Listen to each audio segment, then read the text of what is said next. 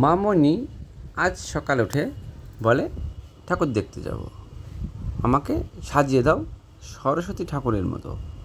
দেখেন মা সাজিয়ে দিচ্ছে সরস্বতী ঠাকুরের মতো। সে সাজানোর পরে সরস্বতী ঠাকুরের মতোই তার অনেকটাই দেখা যায়।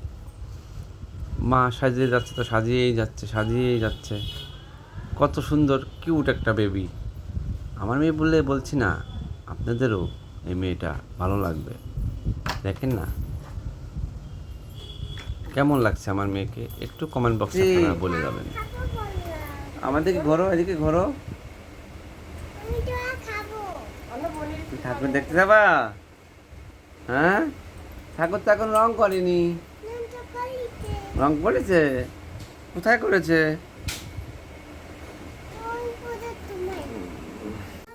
দাদার হাত ধরে বোন যাচ্ছে ঠাকুর দেখতে। দেখেন কত সুন্দর দেখা যাচ্ছে।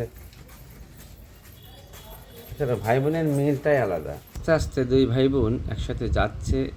ভাই তার বোনের হাতটা ধরে সে যাচ্ছে, রাস্তা দিয়ে অগ্রসর হচ্ছে মন্দিরের দিকে। ভাই বোনের মুখের হাসি আর ধরে না, তারা যেন খুবই খুশি, আজকে আনন্দিত।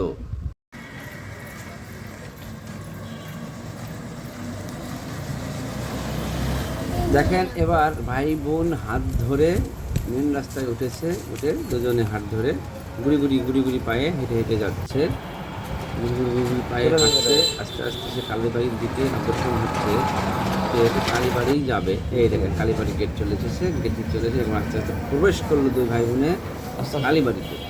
মায়ের কাছে তারা এখন আশীর্বাদ নেওয়ার জন্য যাচ্ছে। এই দুই ভাই বোনে আশীর্বাদ নিচ্ছে মায়ের কাছ থেকে। মা তাদেরকে আশীর্বাদ করো যেন তারা দুজনই ভালো থাকে।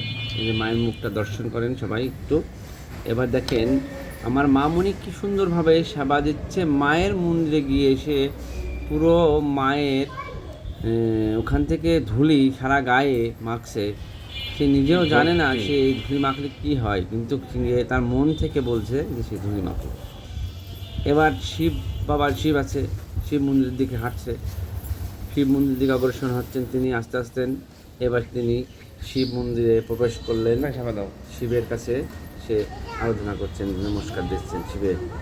আবার যেন বলার চেষ্টা করলেন। হ্যাঁ, এবার দেখেন একটু উপরে উঠে যাচ্ছে। এই শিবের কাছে যায় সে প্রার্থনা করছেন শিবের, সে তাকে ভালো রাখে, সুস্থ রাখে, মঙ্গল কামনা করুক শিব ঠাকুর তাকে। সে প্রত্যাশায় সে করলো। এই যে শিব বাবা মহাদেব, সবাই বলেন হর হর মহাদেব। আস্তে আস্তে দুই ভাই বোনে বাড়ির দিকে আস্তে আস্তে অগ্রসর হচ্ছে। এই কালীবাড়ি থেকে বেরোচ্ছে মন্দির থেকে, শিব মন্দির থেকে। এইবার বাড়ির আস্তে আস্তে সে বাসার দিকে রওনা হয়েছে। তার ঠাকুর দর্শন সকাল সকালই করে এসেছে। আপনারা সবাই তার মতো ভোরবেলা উঠবেন, ঠাকুর দর্শন করতে কালীবাড়িতে যাবেন। আপনার বাড়ির আশেপাশে যদি কোনো মন্দির থাকে সেখানে যেয়ে আপনার ঠাকুর দর্শন করে আসবেন।